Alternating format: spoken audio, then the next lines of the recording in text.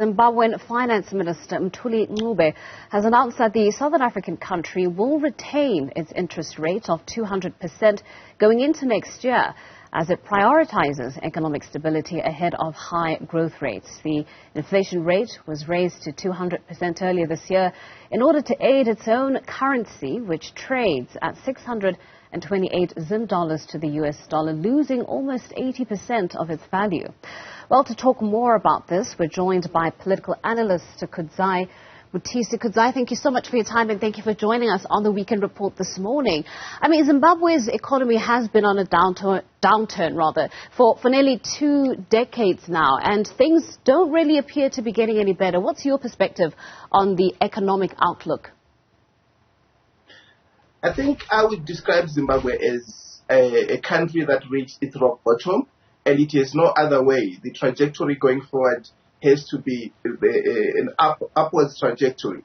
The rock bottom actually was reached almost 10 years ago or 12 years ago in early 2008, and that's where we reached the rock bottom. But as of now, since the new government took over, what you can see is actually an upwards trajectory.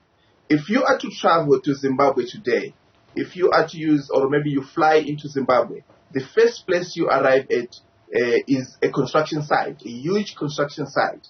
If you are going to go to Zimbabwe by road, the first place that you arrive at is a construction site. Zimbabwe itself as a whole is a giant construction site. You can actually see the things that the new government is doing in terms of infrastructure, in terms of new policies, and in terms of the governance issues. Things are changing for the better, and things are on the upward trajectory. Of course, some people are still stuck with the image of the 2000s. That's quite a different scenario right now. When it comes to the 200% interest rate, I think people are missing another point there, because Zimbabwe is a dual currency economy. The 200% interest rate applies mostly to the Zim dollar interest. It's a Zim dollar interest rate, but there are also US dollar loans that can be availed to businesses and individuals at very low rates. Mm-hmm. How is this 200% interest rate affecting businesses and ordinary Zimbabweans? I mean, do all of these individuals, do all of these enterprises have access to these alternative loans, or are some of them really limited to what's happening with the local currency?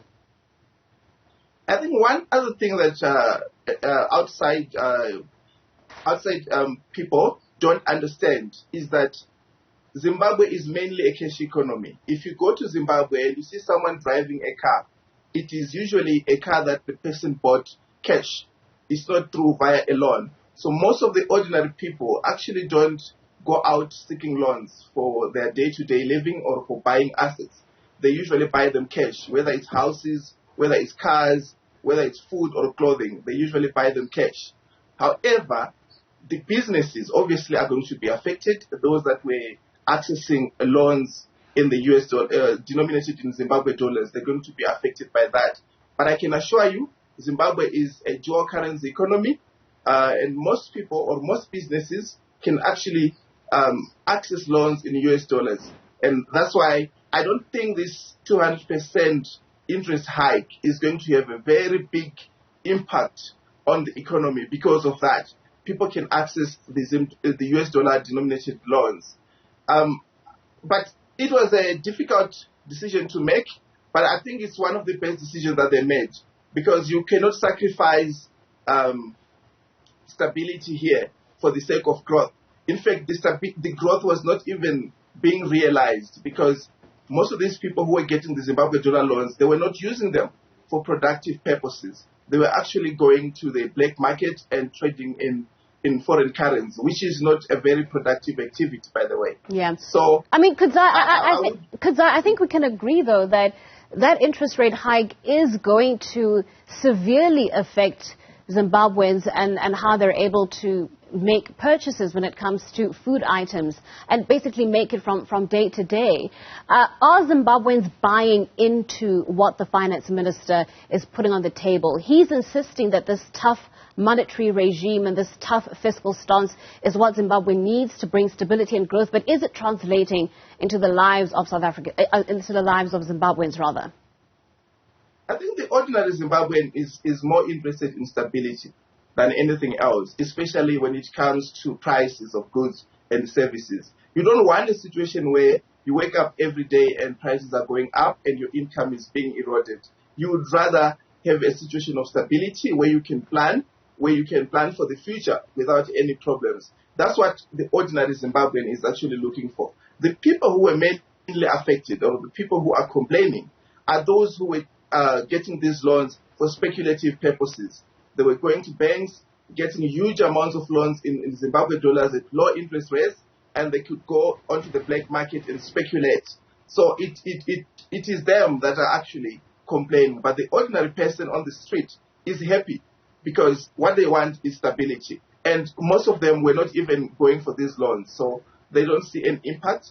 When it comes to the effect of these loans on the buying power of Zimbabweans, the numbers speak for themselves. Most of these companies, retail companies, are recording very high profits, and they are also recording very high volumes. If you look at Pick n Pay, if you look at OK Zimbabwe, whether it's Spar Zimbabwe, all of them are registering very high volumes in terms of sales growth. So we cannot say it is affecting the ordinary Zimbabwean in terms of purchasing power. All right. Well, let's come back to the kind of projects and strategies being implemented by the new government. You've already talked about their investment in infrastructure in Zimbabwe, and that is definitely going to stimulate growth, create jobs, etc. Another policy or strategic move that the government made this year was the introduction of the gold coins. It's been met with mixed reactions. On one hand, you have people who believe that the gold coins were effective in rescuing the economy to a certain degree. Others felt that, particularly the International Monetary Fund, felt that it was a missed opportunity on the part of the Zimbabwean government. What do you make of the gold coins, and are they doing what was anticipated?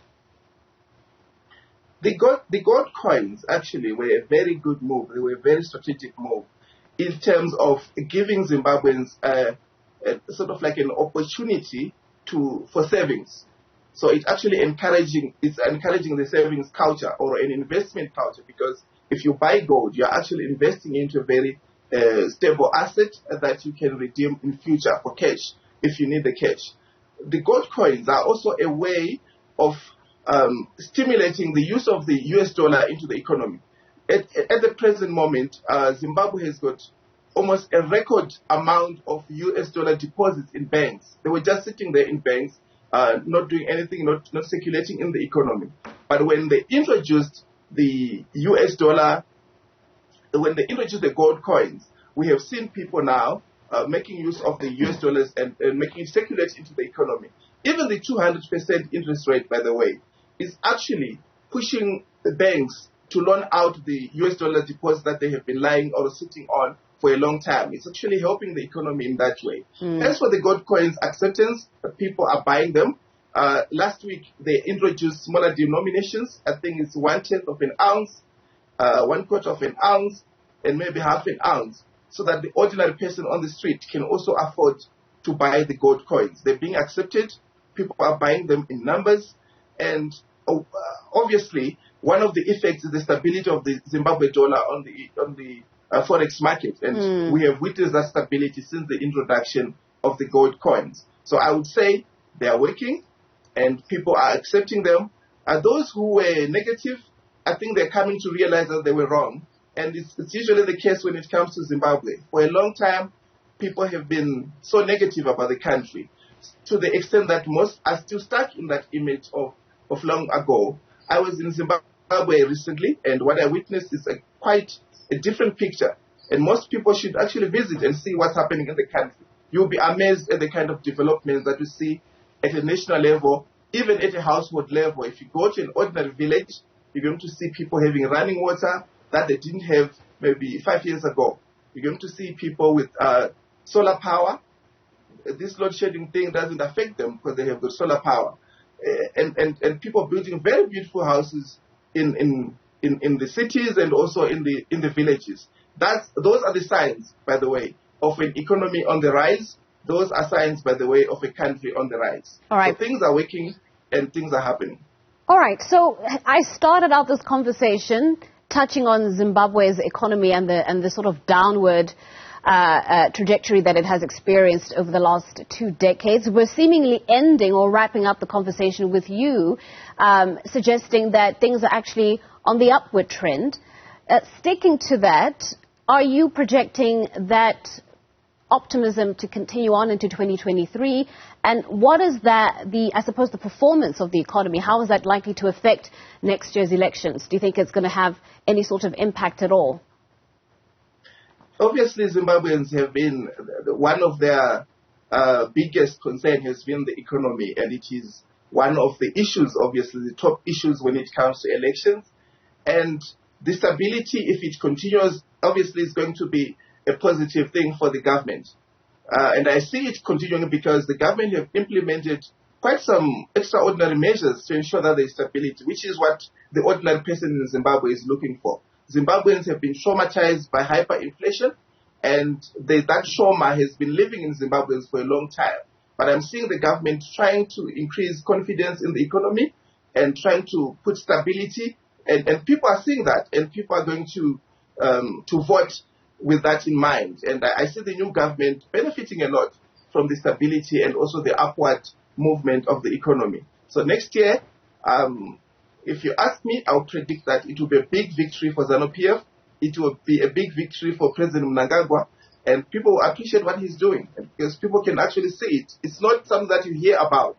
It's something that you see every day. It's something that you see in the villages. You see it on the roads. You see it at airports, and you see it people getting jobs and their income changing. So we are positive, and I'm seeing a very good year. Instead of the 2023 year, it's going to be a better year for Zimbabwe. Well, Kudzai, thank you so much for your time and thank you for joining us on our platform this morning.